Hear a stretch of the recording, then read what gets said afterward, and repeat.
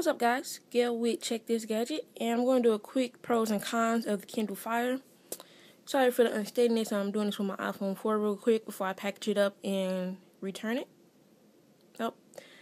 And after I go through my pros and cons, I guess you'll see why I personally return it. But let's start with the box. Let's see, should we start with the pros or the cons? Let's start with the cons. Alright, so this is the box. You know, the packaging is nice. I like the packaging. You take it out. Then you open it. Had the tear-free, make it easy for opening. And then that's the box. All you got in the box was the device itself and the charger. So, starting off with the first con. This charger is not a sync cable connected to the adapter. It's just one charger. It is micro SD, and I believe you can charge it with other micro SD chargers, micro USB chargers. But the problem I have with this one is that it's just a charger, it doesn't have a sync cable basically. All the other tablets that came out has had a sync cable along with an adapter. The only one that hasn't had that was the BlackBerry Playbook, but they included a sync cable along with the Playbook. So this one doesn't come with a sync cable at all, and you can't, disconnect it from your adapter. So that's kind of a letdown. So that's a con. Other con, they have stereo speakers, which I like, but they're on one side. So, it's not too much of a balanced feel. And my speakers are not the loudest. Like, I have it all the way loud, but I just feel like it can be way louder. It's just not the loudest. Another con is the web browser. The web browser is supposed to be fast. Something about, you frequent sites often is supposed to, I guess remember where you went to, things like that. But through my web browsing experience, I found it to be a little slow. And that's probably because I haven't played around with the device as much. So I guess you have to play around with the device and go to certain websites for it, or to, be a speedy web browsing service. But, if it's already slow in the first place, you're not going to want to be picking up the device to even use it to get on the internet anyway. Now, as you can see, I'm trying to click this link so I can see. So just a little buggy there. I have to try to click that link. Wow, for it there. So this, as you're seeing, as you can see, just a few bugs just with doing the browser. The browser's not terrible at all, it's just slow. Like, using the actual browser itself is not bad. Only other thing I've had problems with is sometimes the scrolling, but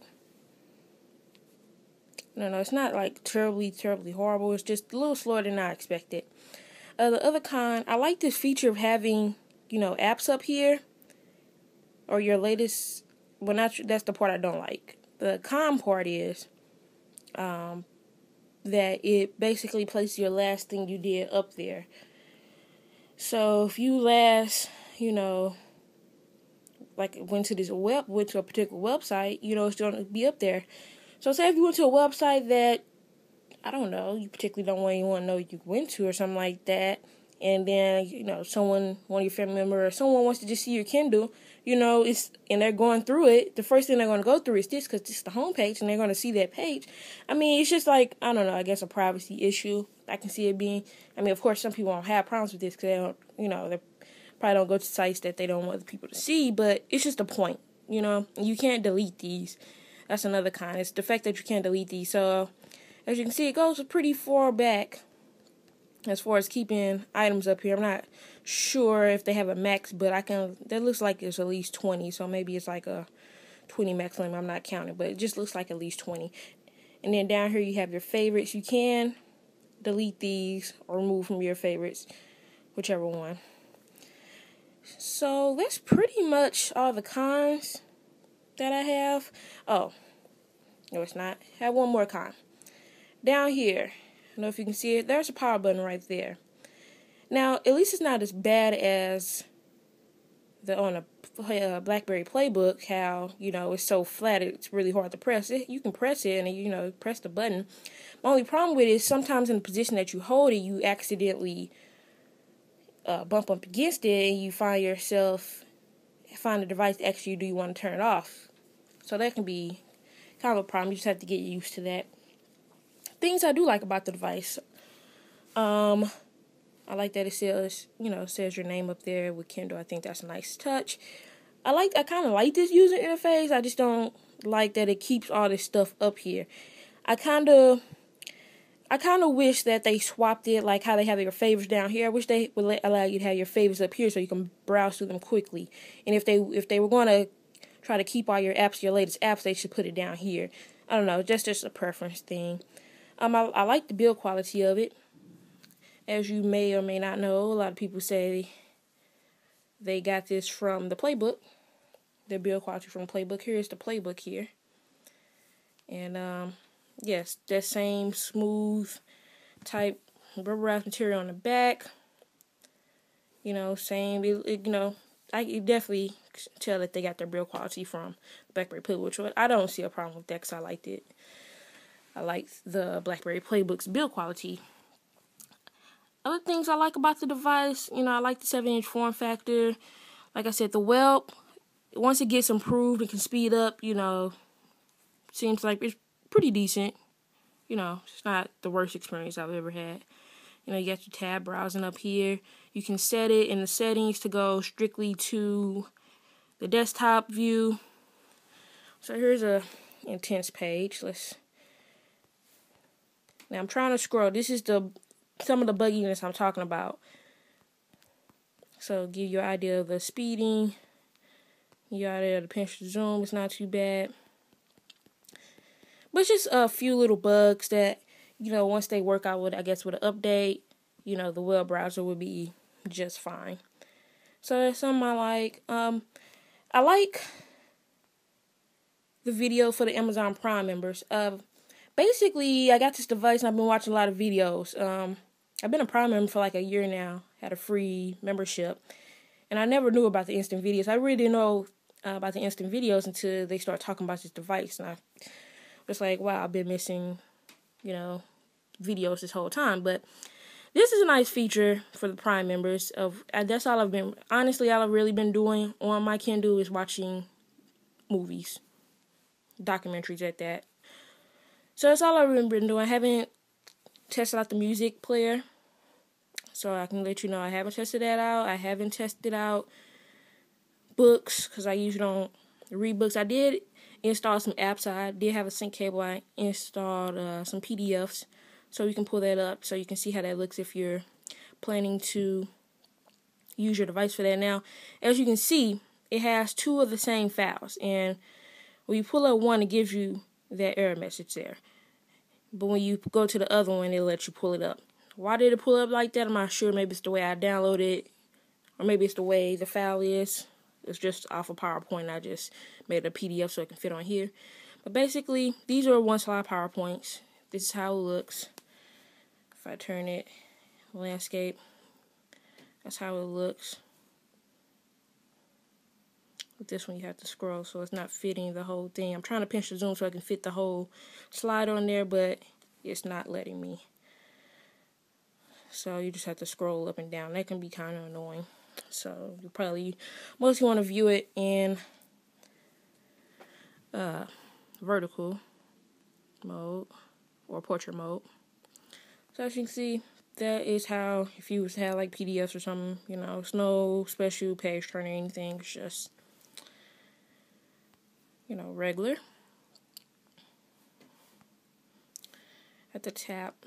Oh, that's another con. I know we're in the pros, but I have to switch back and forth. As you can see, two more cons I just thought of. There is no volume button on the side here in order to get the volume. So we're just going to pull up a video really quick. By the way, it pulls up the videos pretty quick. And if you need to jump to a different section, it takes a bit to stream, but it's pretty quick for the most part.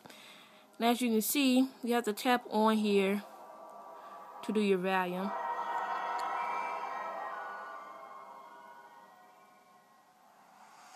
Which is fine, but it's kind of annoying. I do like this little 10-second feature, this little 10-second rewind feature. I just don't like the volume. I would have preferred some hardware buttons of it. But, you know, it's not like a major deal breaker or anything like that. Let me see, anything else I can think of in the device. That's pretty much it I can come off the top of my head. To get to my review is this. To help, and sorry for saying so much. Basically, who should get this device? If you're looking for a portable 7-inch device, and you just basically need something to...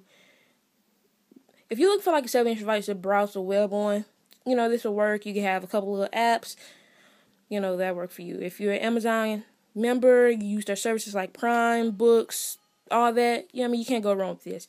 Now, I'm a Prime member now. I'm not sure if I'm going to resubscribe. I have it coming up in December. So, I mean, I feel like if I wasn't a Prime member, you know, I wouldn't be able to watch the videos. It wouldn't be as fun, basically, to me, just because I really like watching. That's the part I like about having a Kindle, is watching the videos on my device for being a Prime member. Now, if I didn't have that, you know, I had to pay for everything, and that's just not as fun. Now, don't get me wrong, the videos that are free, you know, it's not that many. They're not like the best. It's about the same, I guess about the same quality of free movies that you get from Netflix, you know, about the same there. So, it's not like terrible. The form factor is nice. I like the form factor. I like the build quality of it.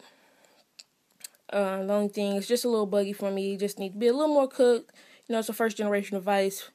So, you know, you can't be, I mean, you can, but, you know, there's going to be improvements on the upcoming ones. And I heard it's supposed to be a 10-inch coming out. So, we shall see if they make any changes with that. You know, I like that they have like a new type interface here.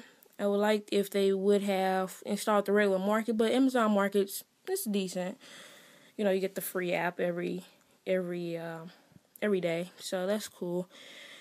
The reason I'm returning mine personally is just because the only thing I do on here right now is watch videos from the Amazon Prime membership. Like I said, I'm not sure if I want to keep that. The other thing I did on here besides that was go on the web, but the web was so slow and kind of buggy that it just made me not want to use it anymore. So honestly, the only reason I would pick up this device is to watch videos. And I got this device, on the 16th? Yeah, on the 16th was my birthday. So that's what I got. I got it as a birthday present, but, you know, I'm going to be returning it. Basically, you know, it's a cool device, but I got the Acer Iconia coming, which is the 7-inch honeycomb tablet. I got that for $198 through the Best Buy deal. Ordered that offline. So if I had a choice between 7-inch devices, I really only need one. Only reason I still have my playbooks because no one wants to buy it. I can't get rid of it. So I really only need one 7-inch device, and I much rather take the honeycomb 7-inch device over this right now, of course. So that's the reason why this is going back. There's no real reason for me to keep two, and then without me knowing if I'm for sure going to sign back up for Amazon Prime, you know, there's really no other reason for me to really keep the Kindle. I don't use the books, the video features I really like about it. So I'm going to return it. I'm not saying like it's a horribly bad device for me. For $200, to me, you're getting your bang for your buck. Almost. You're almost getting your bang for your buck. If you can get the Acer Iconia for about $200, I saw Best Buy lowered the price down to $250. I personally will go more with that, but if you're an Amazon person, you cannot go wrong with this, you know. It's a good entertainment device. I didn't put any pictures on here. Doesn't really have a spot for pictures, but I didn't even try. So that is my quick pros and cons review-ish. Just my quick video. If you watch this whole video, thank you for standing around with the shakiness. Like I said, I'm filming this with my iPhone 4 really quick before I was taking it back. So I usually use my camera, but I wanted to get this done really quick. So that's my review. If you have any questions, feel free to leave them in the comments. If you have any questions about any other tabs, I've pretty much been through them all. So, stay stay tuned for the unboxing on my new tablet, and make sure you subscribe later. See you later.